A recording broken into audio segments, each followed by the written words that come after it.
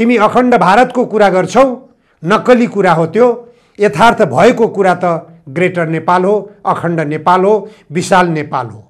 हाम्रो नेपाली भूभाग जो लुटेर लगेका थिए ब्रिटिस शासकहरूले, त्यो भूभाग नेपालीलाई फिर्ता किन नहुने? लुम्बिनी प्रदेशले आफ्नो बजेटमा यो लुट धन्दामा आफूलाई सहभागी बनाएको छैन। धन्यवाद छ लुम्बिनी प्रदेशका सांसदहरूलाई। जापानको एउटा कम्पनी जाइकाले अध्ययन गरेको छ नेपालमा 7 लाख टन रासायनिक मल उत्पादन गर्नको निम्ति 72 अर्ब रुपैयाँ लगानी गर्न पर्ने भनेर। दर्शक महानुभावहरू नमस्कार। जनधारणा खबरको युट्युब च्यानलमा यहाँहरूलाई स्वागत गर्न चाहन्छु। म निमकान्त पाण्डे। आज 2080 असार 2 गते काठमाडौँ महानगरपालिकाका मेयर बालेन शाहलाई विमानस्थल निषेध गर्ने तयारीमा नागरिक उड्डयन प्राधिकरण पुगिरहेको छ। नागरिक उड्डयन प्राधिकरण भनेको पर्यटन मन्त्रालय मातहतको एउटा निकाय हो। उसले महानगरपालिकाबाट नक्सा पारित नगरेर विशाल भवन निर्माण क्रम थालनी गरेको रहेछ र त्यो भवन निर्माण कार्य नक्सा पास नगरेर किन थालनी गर्यो भनेर महानगरपालिकाले पत्राचार गर्यो। पत्राचार गर्दा त्यसको व्यवस्था गर्यो नागरिक उड्डयन प्राधिकरणले। व्यवस्था मात्रै होइन, नक्सा पास गर्ने प्रक्रियामा समेत नागरिक उड्डयन प्राधिकरण प्रवेश गरेन। प्रवेश नगरेपछि त्यो भवन निर्माणका क्रममा तार जालीले बेरिएको घेरालाई महानगरपालिकाका नगर प्रहरीहरू पुगेर त्यो जाली भत्काएर त्यसलाई अवरोध गर्ने, विरोध जनाउने, नक्सा पास नगरेर किन भवन निर्माण कार्य सुरु गरेको भनेर अवरोध गर्ने प्रयास गरेपछि यो सतहमा आएको छ विवाद। यो विवाद यति उत्कर्षमा पुगेको छ कि नागरिक उड्डयन प्राधिकरण एउटा सरकारी पर्यटन मन्त्रालय मातहतको निकाय हो। अझ भन्ने हो भने त्रिभुवन अन्तर्राष्ट्रिय विमानस्थललाई नियमन गर्ने एउटा निकाय पनि हो। त्यो निकायले कानुनको रीत नपुर्याएर भवन निर्माण गर्न थालेको कुरा महानगरपालिकाले जानकारी पाएपछि त्यसलाई अवरोध गर्नु महानगरपालिकाको आफ्नो अधिकार क्षेत्रभित्र पर्ने विषय हो। आफ्नो अधिकार क्षेत्रभित्र पर्ने विषयमा महानगरपालिका प्रवेश गर्दै गर्दा महानगरपालिकालाई धम्काउने, तर्साउने, 7 दिनको अल्टिमेटम दिने, विभिन्न किसिमका कानुनी कारबाहीहरू गर्छु भनेर नागरिक उड्डयन प्राधिकरणका तर्फबाट पत्राचार गरिएपछि यो पत्राचारले निकै गम्भीर विवादको सृजना गरेको छ। यो विवादले एउटा गम्भीर सङ्केत के पनि गरिरहेको छ भने मेयर बालेन शाहलाई घेराबन्दी गर्ने गतिविधि सुरु भइरहेको छ। यो कहाँबाट भयो, कसरी भयो भन्ने कुराको गहिराइमा पनि हामीले अध्ययन गर्नुपर्ने हुन्छ अहिलेको परिप्रेक्ष्यमा। अहिले अन्तर्राष्ट्रिय जगतमा मेयर बालेन शाह चर्चाको शिखरमा पुगेका छन्। बेलायतमा भनौँ, अमेरिकामा भनौँ, चीनमा भनौँ, बङ्गलादेश, पाकिस्तान, भारत, हाम्रा जति पनि छिमेकी मुलुकहरू छन् ती सबै मुलुकहरूमा काठमाडौँ महानगरपालिकाका मेयर बालेन शाहको चर्चा चुलिएको छ। उनको चर्चा ग्रेटर नेपालको सन्दर्भमा चुलिएको छ। ग्रेटर नेपाल नेपालको ऐतिहासिक भूमि हो। नेपाली भूमि थियो। त्यो नेपाली भूमिको रूपमा नेपालका शासकहरूले ती भूमिमा शासन गर्थे। ती भूमिमा रहेका नागरिकहरू नेपाली नागरिक थिए। तर सन् 1815-16 जुन तत्कालीन भारतका शासक ब्रिटिस कम्पनी र तत्कालीन नेपालका शासकहरू बीचमा युद्ध भयो। ब्रिटिस कम्पनीले साम्राज्य विस्तार गर्ने क्रममा भारतमा आएर उपनिवेश कायम गरेका थिए र त्यसलाई विस्तार गर्दै नेपाल पनि निल्न खोजिरहेका थिए। त्यो बेलाका नेपाली शासकहरूले नेपाल बचाउने प्रयास गरे। उनीहरूले नेपालको केही भूमि गुमाएर सुगौली सन्धि गर्नु परेको थियो। त्यो सुगौली सन्धिबाट गुमेको भूमि नेपालले पाउनुपर्छ भन्ने आवाज जनस्तरमा त्यति सघन भएको थिएन। अन्तर्राष्ट्रिय जगतमा पनि यो सन्देश पुग्न पाएको थिएन।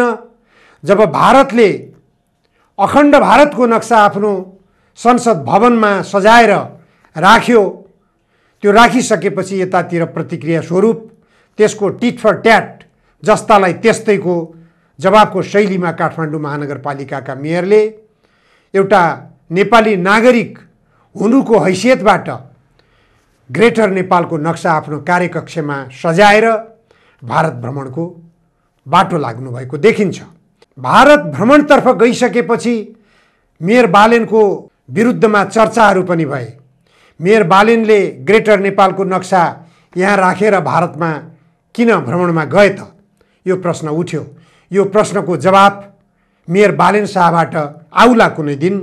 किन गएका थिए मेयर बालेन शाह भारतको भ्रमणमा र उनले ग्रेटर नेपालले मान्यता प्राप्त गर्नको निम्ति कोलाई भेटे भन्ने कुराको जानकारी बालेन शाहबाटै आउने अपेक्षा आम नेपाली जनताले गर्नु स्वाभाविक हो। तथापि यो प्रकरणमा बालेन शाहले कदम चाल्दा साथ लामो समयदेखि लगभग 3 दशकभन्दा लामो समयदेखि ग्रेटर नेपालको अभियानमा लागेका फणिन्द्र नेपाल ग्रेटर नेपाल राष्ट्रवादी मोर्चाको नामबाट एउटा दलकै संरचना जस्तो खडा गरेर नियमित रूपमा लागिरहेका थिए।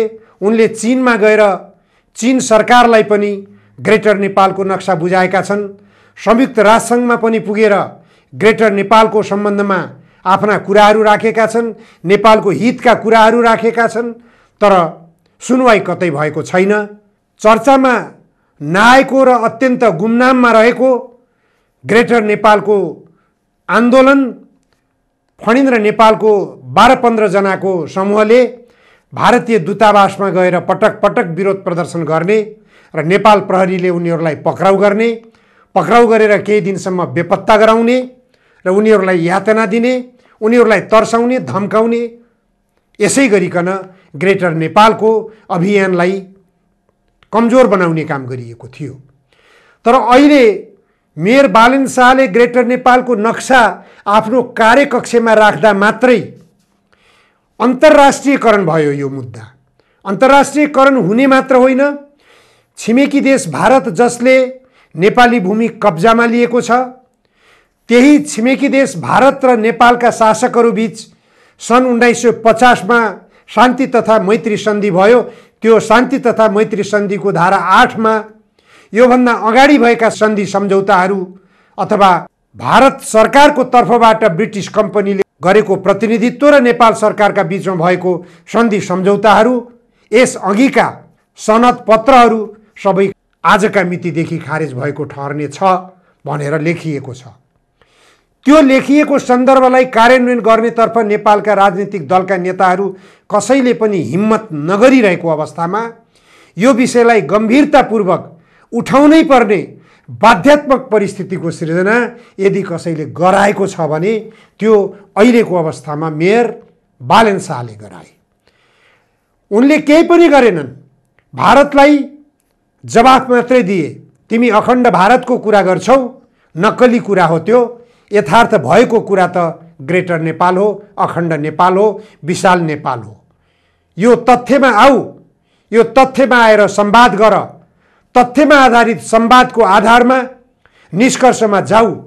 यो आवाज नबोलेरै एउटा नक्सा मात्रै सजाएर उनले सन्देश प्रवाह गरे, दबाब सिर्जना गरे।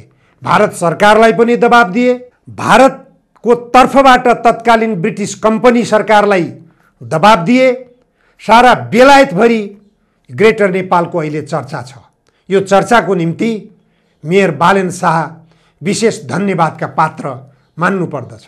अमेरिकाभरि चर्चाको विषय छ।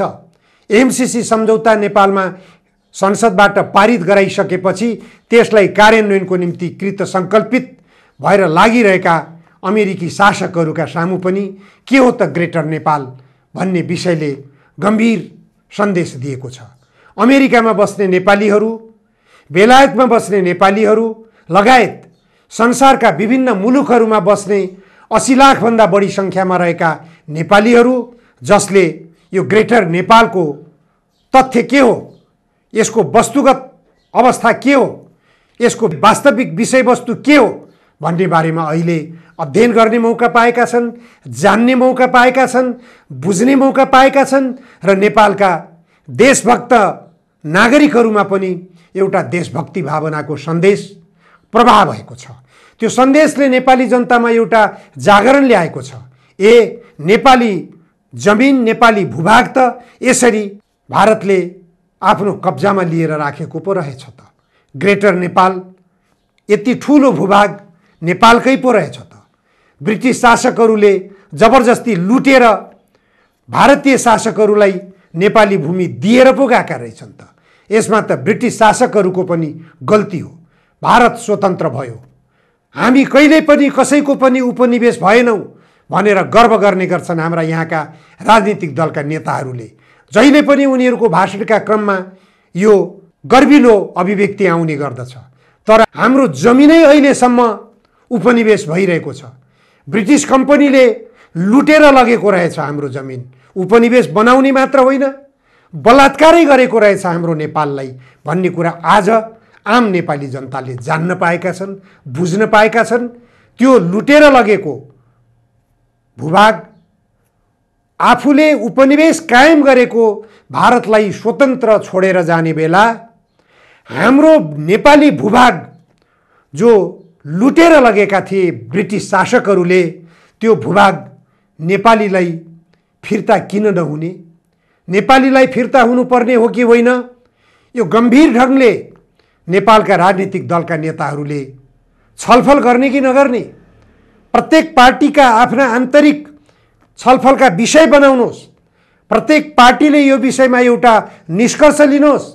ग्रेटर नेपाल नेपाली भूमि हो कि होइन। सन् 50 को नेपाल भारत बीच भएको सन्धिको धारा 8 को आशय के हो? यदि त्यो आशय ग्रेटर नेपाल फिर्ता हुने हो भने किन फिर्ता नलिने हामीले? किन पहल कदमी नगर्ने? किन संवादको थालनी नगर्ने? यसतर्फ नेपालका शासकहरू जानुको साटो अहिले मेयर बालेनलाई उनले देशभित्र गैर कानुनी ढङ्गले भवन निर्माण नगर भनेर उनले गैर कानुनी ढङ्गले निर्माण भएका भवनहरू भत्काउने अभियान जारी राखेका छन्, भत्काइरहेका छन्। उनले सन्देश दिइरहेका छन्, प्रत्येक ठाउँ-ठाउँमा सूचना टाँस गरिरहेका छन्। तर पनि उनलाई अटेर गर्दै पर्यटन मन्त्रालय मातहतको नागरिक उड्डयन मन्त्रालयले किन नक्सा बिना भवन निर्माण गर्यो? अनि नक्सा बिना भवन निर्माण गर्दा यदि मेयर बालेन चुपचाप लागेर बस्छन् भने उनले छिमेकी देशले अतिक्रमण गरेको भूभाग नेपालले फिर्ता पाउनुपर्छ भनेर पनि बोल्ने अधिकार मेरो हुँदैन भन्ने बुझाइको आधारमा हुन सक्छ। देशभित्र सरकारी जग्गा अतिक्रमण गर्ने जति छन्, सडक अतिक्रमण गर्ने जति छन्, ती सबैलाई डन्डा लगाएर उनीहरूका घर भत्काएर डोजर प्रयोग गरेर उनीहरूलाई कानुनी कठघरामा ल्याउने प्रयास गरिरहेका छन्। यो अभियान उनले मेयरको कार्यकाल सुरु गर्दैदेखि थालनी गरेका छन्। त जसले देशभित्र अतिक्रमित भूभाग आफ्नो महानगरपालिकाको प्राप्तिको निम्ति पहल कदमी गरेको छ, त्यसले अन्तर्राष्ट्रिय जगतलाई सन्देश दिने गरिकन नेपालको अतिक्रमित भूभाग पनि नेपालले फिर्ता पाउनुपर्छ भनेर आवाज उठाउँदा उनलाई घेराबन्दी गर्ने, उनलाई जेल हाल्न प्रयास गर्ने, उनलाई बाहिर घुम्न जान निषेध गर्ने, यस्ता खालका गतिविधिहरू हुन थालेका छन्। यसमा राजनीतिक दलका नेताहरूले एउटा स्वतन्त्र उम्मेदवार, स्वतन्त्र व्यक्ति ठानेर काठमाडौँ महानगरपालिकाको मेयर बालेन शाह विरुद्ध यदि त्यस्ता खालका निषेधकारी गतिविधिहरू गरियो भने यसको नराम्रो मूल्य चुकाउनु पर्नेछ राजनीतिक दलका नेताहरूलाई। किनभने मेयर बालेन काठमाडौँ महानगरपालिकाका लगभग 68-70 हजार मतदाताहरूको मत प्राप्त गरेर विजयी भएका उम्मेदवार हुन्। उनले जनताको मन जित्ने गरी काम गर्दै गएका छन् भन्ने कुरा आफ्ना कामबाट पनि उनले दिइरहेका छन्। उनी काठमाडौँ महानगरपालिकाभित्र मात्र होइन, देशव्यापी रूपमा एउटा लोकप्रिय नेताको रूपमा आफूलाई स्थापित गर्न गइरहेका छन्।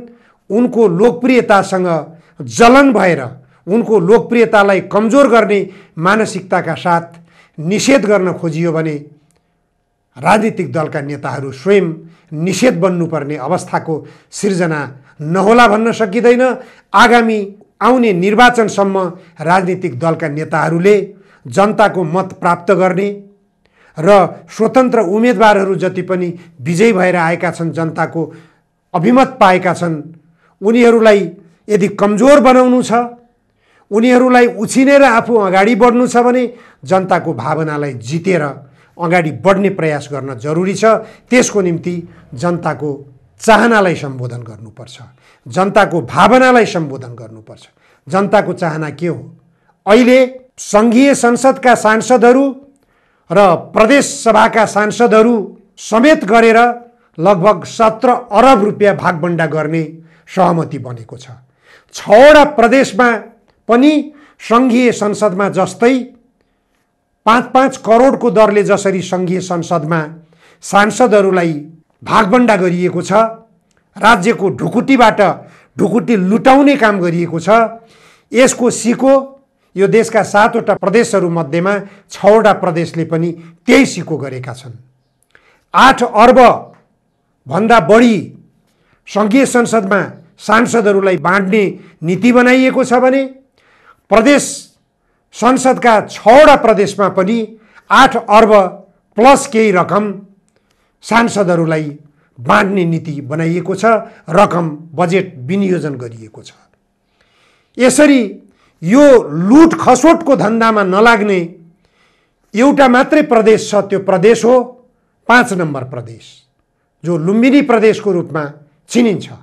लुम्बिनी प्रदेशले आफ्नो बजेटमा यो लुट धन्दामा आफूलाई सहभागी बनाएको छैन। धन्यवाद छ लुम्बिनी प्रदेशका सांसदहरूलाई जसले यो देशको बजेटमा लुट बचाउने आशय राखेनन्। म एउटा यो लुटमा सहभागी भइरहेका प्रदेश र सङ्घका सांसद मान्यज्यूहरूलाई के अनुरोध गर्न चाहन्छु भने तपाईहरूले लुट बचाउन यो वार्षिक बजेटमा 16 अर्ब भन्दा बढी रकम भागबण्डामा जो लुट बचाउन खोज्नु भएको छ, यो रकम प्रत्येक वर्ष तपाईहरूले निश्चित रूपमा लुट मचाउने योजना बनाउनु भयो। तपाईहरूले एउटा रासायनिक मलको कारखाना लुम्बिनी प्रदेशमा स्थापना गर्ने योजना बनाउनुस्। अब लुम्बिनी प्रदेशले आफूलाई यो लुटमा सहभागी बनाएन, त्यसकारण सबैले यो लुटको गतिविधिबाट बाहिरिने प्रयास गर्नुस्। जापानको एउटा कम्पनी जाइकाले अध्ययन गरेको छ, नेपालमा 7 लाख टन रासायनिक मल उत्पादन गर्नको निम्ति 72 अर्ब रुपियाँ लगानी गर्न पर्ने भनेर लगानी समेत उले इस्टिमेट गरिसकेको रहेछ। केपी ओली नेतृत्वको सरकार रहेको बेलामा यो इस्टिमेट गराइएको रहेछ।